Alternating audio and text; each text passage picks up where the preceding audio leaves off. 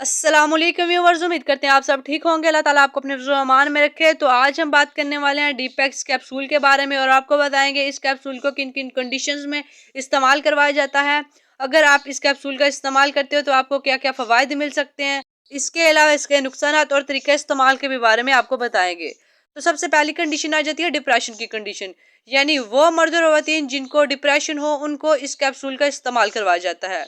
Depression में जो अलामात ज़ाहिर होती हैं उसमें आ जाता है कि आप बहुत ज़्यादा उदास रहना स्टार्ट हो जाते हो। इसके अलावा आपकी उन चीज़ों में दिलचस्पी कम हो जाती है जिसमें आप पहले बहुत ज़्यादा दिलचस्पी लेते थे।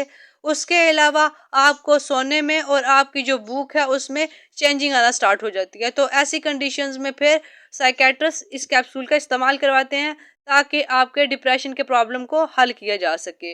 इसके अलावा इस कैप्सूल का इस्तेमाल एग्जाइटी डिसऑर्डर में करवाया जाता है, जिसमें सोशलाइज एग्जाइटी डिसऑर्डर आ जाता है। यानी जब आप बहुत सारे लोगों में जाते हो तो आपको बहुत ज़्यादा घबराहट फील होती है, आपको खौफ महसूस होता है।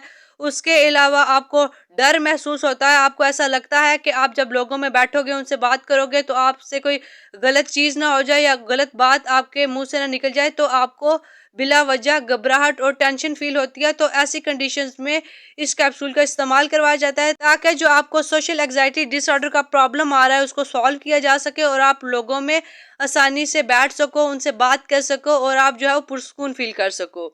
इसके अलावा इस कैप्सूल का इस्तेमाल पैनिक डिसऑर्डर में करवाया जाता है, यानी अचानक आपके दिल की धड़कन का तेज होना, अचानक से आपको घबराहट होना या अचानक से आपको डर और खौफ या घबराहट की वजह से आपके हाथ कांपना स्टार्ट हो जाते हैं। तो ऐसी कंडीशंस में इस कैप्सूल का इस्तेमाल करवाया जाता है ताकि आपको जो पैनिक डिसऑर्डर का प्रॉब्लम आ रहा है उसको सॉल्व किया जा सके। इसके अलावा इस कैप्सूल का इस्तेमाल ऑब्सेसिव कंपल्सिव डिसऑर्डर में करवाया जाता है। ये एक ऐसी कंडीशन होती है जिसमें इंसान बार बार अपने हाथों को धोता है, उसको ऐसा महसूस होता है कि उसके हाथों पे जरासीम है और वो बार बार हाथ धोता रहता है।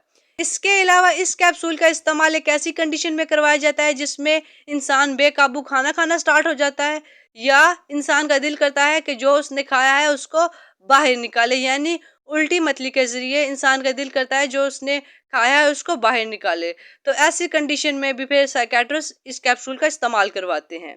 इसके अलावा इस कैप्सूल का इस्तेमाल प्रीमेंस्ट्रुअल डिस्फोरिक डिसऑर्डर में करवाया जाता है। एक ऐसी कंडीशन होती है जिसमें खवातीन को पीरियड से कुछ टाइम पहले उनका मूड चेंज होना स्टार्ट हो जाता है, उनको छाती में दर्द रहना स्टार्ट हो जाता है, उसके अलावा उनको इरिटेशन होना स्टार्ट हो जाती है। तो ऐसी कंडीशन में भी इस कैप्सूल का इस्तेमाल करवाया जाता है ताकि उनके इस प्रॉब्लम को सॉल्व किया जा सके। इन सारी कंडीशंस में इस कैप्सूल का इस्तेमाल करवाया जाता है ताकि आपके मूड को इम्प्रूव किया जा सके, आपको जो डर घबराहट खौफ फील होता है उसमें कमी लाई जा सके और आपका जहन जो है वो पुरसुकून रहे और आप खुशहाल जिंदगी गुजार सको। ये इस कैप्सूल के यूजेस और बेनिफिट्स हैं। अब बात कर लेते हैं इस कैप्सूल के साइड इफेक्ट्स के बारे में।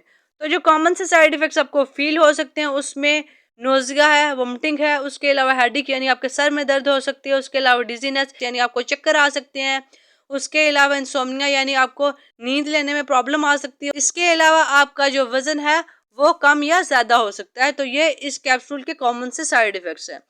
अगर बात करें डोजेज और तरीका इस्तेमाल के बारे में, तो डोजेज का इंतखाब साइकेट्रिस्ट आपकी कंडीशन को देखते हुए करता है कि आपको कितने मिलीग्राम का कैप्सूल लेना चाहिए।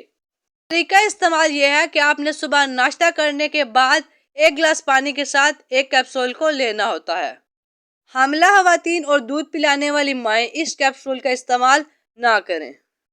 इस कैप्सूल को खाने के बाद ना ही आप ड्राइविंग करें और ना ही आप ऊंचाई वाली जगह पे काम करें, क्योंकि इस कैप्सूल को खाने के बाद आपको सुस्ती या नींद आ सकती है। बाकी अगर आपको किसी भी डिजीज के बारे में या किसी भी मेडिसिन के बारे में कोई मालूमात चाहिए तो आप कमेंट्स में शेयर कर सकते हैं ताकि हम आपकी प्रॉब्लम्स को सॉल्व कर सकें और आप एक हैप्पी हेल्थी लाइफ गुजार सकें। वीडियो अच्छी लगी हो तो चैनल को लाइक सब्सक्राइब एंड शेयर करना मत भूलिएगा। बेल नोटिफिकेशन को ऑन कर लीजिएगा ताकि हमारे चैनल पे आने वाली न्यू वीडियोस का नोटिफिकेशन आपको मिलता रहे। अपना और अपने प्यारों का ख्याल रखिएगा। तमाम दुआएं बच्चों की पहुंच से दूर रखें। अल्लाह हाफिज।